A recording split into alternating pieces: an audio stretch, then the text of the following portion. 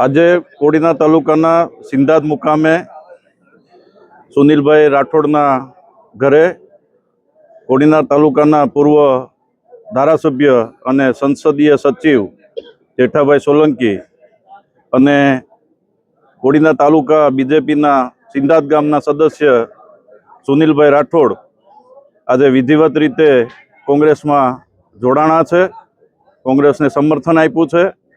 આવનારા દિવસોમાં આ જે તાલુકા પંચાયત અને જિલ્લા પંચાયતની સ્થાનિક સ્વરાજની જે ચૂંટણી આવી છે એમાં હાલ પૂરતું કોંગ્રેસ પાર્ટીના સમર્થનમાં આવ્યા છે અને આગામી દિવસોમાં વિધિવત રીતે કોંગ્રેસમાં જોડાશે।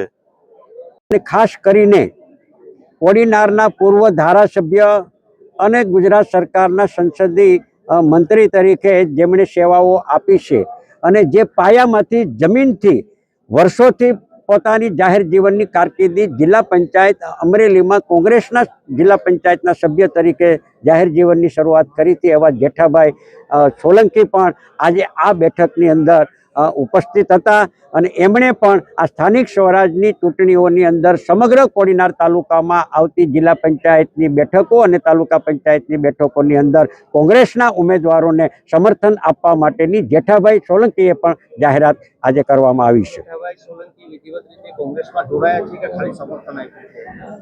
જેઠાભાઈ સોલંકીએ આજે કોંગ્રેસની આ બેઠકની અંદર સુનિલભાઈના નેતૃત્વની અંદર જેઠાભાઈએ પણ કીધું છે કે જે સુનિલભાઈ જ્યાં જે નિર્ણય કરે એ નિર્ણયની સાથે હું છું। સુનિલભાઈએ નિર્ણય કર્યો છે કોંગ્રેસની વિચારધારા સાથે જોડાવાનો।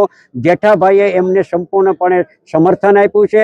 આવનારા દિવસોની અંદર પણ એ રણનીતિ નક્કી કરીને પાર્ટી હાઈકમાન્ડની સાથે નિર્ણય કરીને આવનારા દિવસોમાં વિધિવત રીતે કોંગ્રેસ પક્ષમાં જોડાવા માટેનું જાહેરાત કરવામાં આવશે।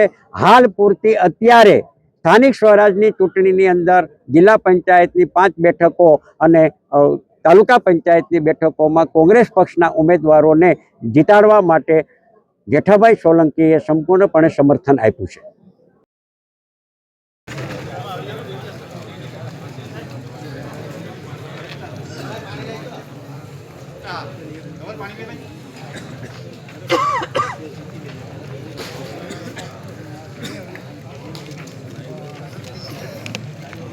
ले जा जे तो